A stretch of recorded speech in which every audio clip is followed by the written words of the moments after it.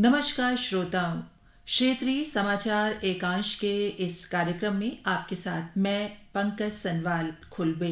श्रोताओं, केंद्र सरकार ने लेफ्टिनेंट जनरल अनिल चौहान सेवानिवृत्त को अगला सीडीएस नियुक्त किया है। वे मूल रूप से पौड़ी गढ़वाल के रहने वाले हैं।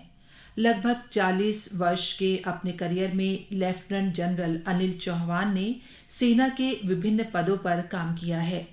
राज्यपाल और मुख्यमंत्री पुष्कर सिंह धामी ने लेफ्टिनेंट जनरल अनिल चौहान को चीफ ऑफ डिफेंस स्टाफ नियुक्त किए जाने पर बधाई और शुभकामनाएं दी हैं। मुख्यमंत्री ने कहा है कि उत्तराखंड के सपूत को चीफ ऑफ डिफेंस स्टाफ नियुक्त किए जाने पर प्रत्येक उत्तराखंडवासी गौरवान्वित है। और श्रोताओं, आइए अब सुनते हैं दादा साहेब फाल्के और राष्ट्रीय फिल्म पुरस्कार पर चर्चा। इसमें भाग ले रहे हैं फिल्म समीक्षक प्रदीप सरदाना और आपसे बातचीत कर रहे हैं आकाशवाणी संवाददाता नवीन सक्सेना। प्रदीप जी, आज के इस कार्यक्रम में आपका बहुत बहुत स्वागत है। नेशनल फिल्म अवार्ड की घोषणा पिछले साल कर दी गई थी और कोरोना की वजह से जो था 1 साल का डिले हुआ है, तो 2020 के जो नेशनल अवार्ड थे उनके सभी व्यक्तियों को और उनके विजेताओं को अब सम्मानित किया जाएगा।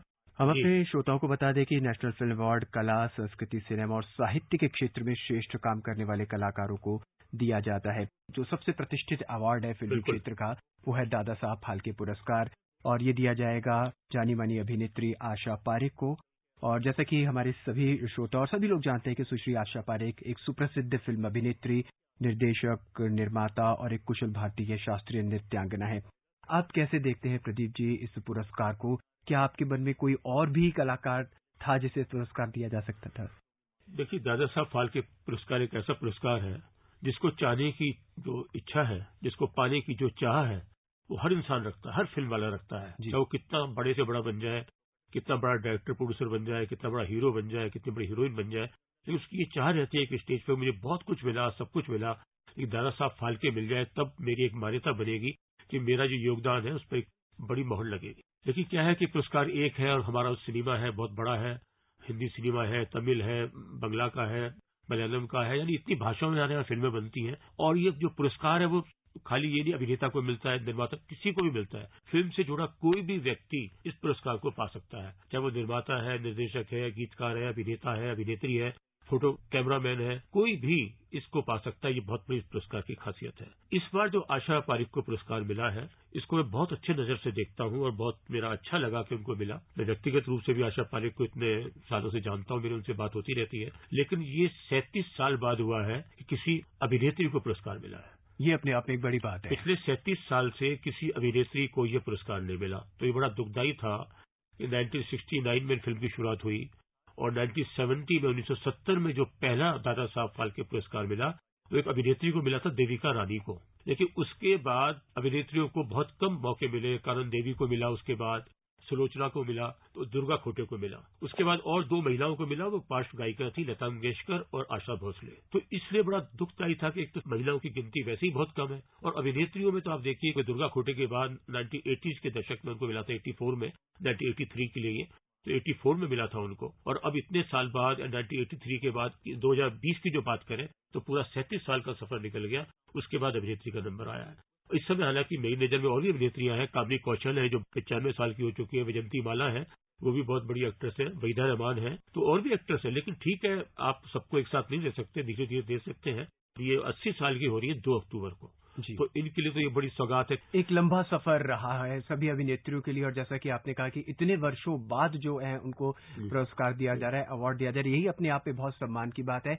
आशा पारेख जी का जो एक काम करने का सर्कल था वो बहुत बड़ा था, उसके बारे में आपसे जानना चाहेंगे। देखिए, दूसरी बात एक और आपको बता दूं कि 22 साल बाद किसी महिला को मिल रहा है जी, 37 साल बाद किसी अभिनेत्री को मिल रहा है और 22 साल पहले भी एक आशा को मिला था, आशा भोसले को, और 22 साल बाद भी एक आशा को मिल रहा है, आशा पारेख को। तो आशा पारेख की जहां तक बात करें फिल्म करियर की, तो इन्होंने तो बाल कलाकार के रूप में करियर की शुरुआत की थी। 1952 में शुरुआत की थी, माँ फिल्म थी बिमल राय की, उसमें इनका छोटा सा रोल था। इनको डांस का बहुत शौक था, क्लासिकल डांस का। इनकी जो माँ थी सुधा जी, उन्होंने बचपन से इनको डांस के अंदर डाल दिया था, तो उनका बड़ा शौक था। तो बिमल राय ने एक शो में, स्टेज शो में इनका डांस देखा तो अपनी फिल्म में ले लिया। उसके बाद इनको और भी बहुत सारी आसमान महल और कई तरह की इनको बाल कलाकार के रूप में फिल्म मिली।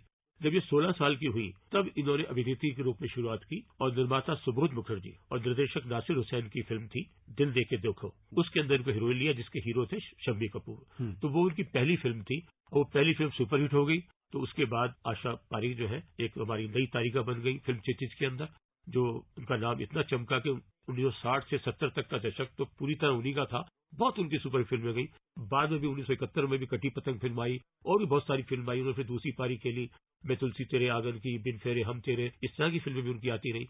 तो उनका इतना लंबा कैरियर है कि उन्होंने चाहे 75 फिल्मों में काम किया है अपने करियर में। हम 1959 से उनकी फिल्म को ले लें जो दिल देके देखो से लेके, और 93, 95 में उन्होंने 95 में फिल्मों में काम करना बंद कर दिया था। तो तब तक का भी जो उनका कैरियर ले लें तो 175 फिल्म है, लेकिन उनकी हिट फिल्में इतनी है कि आप देखिए लगभग सभी नायकों के साथ उन्होंने काम किया, बड़े बड़े। और प्रदीप जी, जहां तक मुझे ध्यान पड़ता है कि उन्होंने एक शहरी नायिका और एक गांव की नायिका, एक ग्रामीण नायिका, उसमें भी उतना ही बेहतरीन काम किया है जितना कि उन्होंने एक शहरी भूमिका। बिल्कुल, आप ठीक कह रहे हैं। शहरी जो लड़की है उसका किरदार भी निभाया, जो ग्रामीण की लड़की है उसका भी निभाया, वो टॉम्बॉय टाइप की भी बनी, चुलबुली चंचल इस तरह की भूमिका भी की, और उन्होंने जो है गंभीर भूमिका भी की। कटी पतंग है वो उस तरह की फिल्म थी, उससे पहले चिराग फिल्म थी वो इस तरह की फिल्म थी। तो ऐसी कई फिल्मों को शक्ति सामंत ने खासतौर से इस तरह के रोल दिए जो अलग तरह के, जो उनके एक अलग। कटी पतंग आप देखिए जब उन्होंने फिल्म की राजेश खन्ना के साथ जी, तो उनकी देखिए सब मैं देख रहा हूँ कि याद करता हूँ तो बहुत सारे नायकों के साथ उसकी जोड़ी जमी। प्रदीप जी, ये बात तो हुई एक अभिनेत्री के तौर पर उन्होंने काम किया सिने जगत के अंदर, और जहां तक उनके करियर का सवाल है, उन्होंने कई फिल्मों का निर्माण भी किया, निर्देशक भी रहे, कुशल भारतीय शास्त्रीय नृत्यांगना भी रही। उसके बारे में हम आपसे जानना फिल्मों का चाहेंगे। निर्माण निर्देशन नहीं किया, सीरियल का निर्माण निर्देशन किया, फिल्मों का नहीं किया उन्होंने कभी। सीरियल से शुरुआत की थी। जब उन्होंने 90s के अंदर फिल्म अभिनय से कुछ दूरी बना ली कि मैं दूरी करती हूँ तो मैं क्या करूँ, तो सोशल सर्विस समाज सेवा तो पहले से करती थी। तो बॉम्बे के अंदर सांता क्रूज में एक अस्पताल है आशा पारेख अस्पताल के नाम से, वो उनके सहयोग और उससे चलता रहा। वो अस्पताल किसी और का था, फिर बाद में इन्होंने उसको अनुदान दिया, सहयोग दिया, तो इनके नाम पे चलने लगा। उसके बाद ये और भी कई तरह की समाज सेवा करती थी। उसके बाद जब ये इन्होंने सोचा मैं कुछ सीरियल बनाऊं तो उन्होंने कुछ गुजरात का एक गुजराती सीरियल बनाया ज्योति। उसके बाद इन्होंने फिर हिंदी के अंदर सीरियल बनाए, काफी चले, कंगन, कोरा कागज, तो इस तरह के सीरियल बनाए। तो उसके अंदर भी इनका काफी काम रहा। प्रदीप जी, 68वें राष्ट्रीय फिल्म पुरस्कार अब दिए जाएंगे। अगर हम बात करें सर्वश्रेष्ठ फीचर फिल्म की तो सुरारी पट्टू है, और सर्वश्रेष्ठ निर्देशक सच्चिदानंदन केआर हैं। उन्हें अयप्पन कोशियम के लिए मिला हुआ है अवार्ड। प्रदीप जी, हम जानना चाहेंगे कि चयन प्रक्रिया क्या होती है? क्या कोई मानक प्रक्रिया होती है कि इनको फॉलो करेंगे, इनको अपनाएंगे, तब जाके पुरस्कारों की घोषणा होगी? नहीं, ऐसा नहीं है। असल में क्या है कि देखिए सब प्रविष्टियां आमंत्रित की जाती हैं सभी लोगों से जी, और वो अलग अलग क्षेत्र से आती है, दक्षिण से भी यहाँ से आती है। तो एक कमेटी वहां होती है रीजनल की, एक सेंट्रल कमेटी होती है, उसके बाद सबको आके किया जाता है। फिर जूरी बैठती है और जूरी सब फिल्मों को देखती है। जब वो एक फिल्म देखनी होती है उसको ये नहीं होता कि ये मैं एक सर्वश्रेष्ठ फिल्म का देख रहे हैं या निर्देशन के लिए देख रहे हैं या गीतकार के लिए देख रहे हैं, पूरी फिल्म देखते हैं। उस फिल्म में अगर अभिनय अच्छा लगता है तो उसको अभिनेता को पुरस्कार मिल जाता है, फिल्म अच्छी लगती है तो फिल्म को पुरस्कार मिल जाता है, निर्देशन अच्छा लगता है निर्देशन को पुरस्कार मिल जाता है। तो प्रक्रिया बहुत अच्छी है और बहुत ही ट्रांसपेरेंसी है, कोई इसमें पारदर्शिता है, कोई ऐसा नहीं है। और आप देखिए सभी तरह के जूरी के लोग इसमें होते हैं, साउथ के सिनेमा के भी होते हैं, हिंदी सिनेमा के भी होते हैं।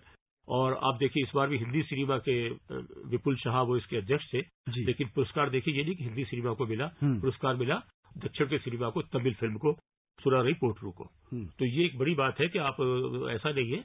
तो बहुत पारदर्शिता है, बहुत अच्छा सिस्टम है, तो ये तो बहुत अच्छा चयन है। अब होता क्या है कि इसमें लेकिन एक जो पुरस्कार में भी इस बात देख रहा हूँ कि पहली बार मैं पिछले करीब 40 साल से भी ज्यादा से ये फिल्म समारोह बहुत करीब से देख रहा हूँ, राष्ट्रीय फिल्म पुरस्कार, और इस इंडस्ट्री को बहुत करीब से देख रहा हूँ और पुरस्कार लगातार अटेंड करता रहा हूँ समारोह। पहली बार मुझे लगा कि हिंदी सिनेमा बहुत पिछड़ गया है। आप देखिए कि इस बार वैसे तो पुरस्कारों की 50 श्रेणियां हैं, लेकिन 28 प्रमुख श्रेणियां हैं।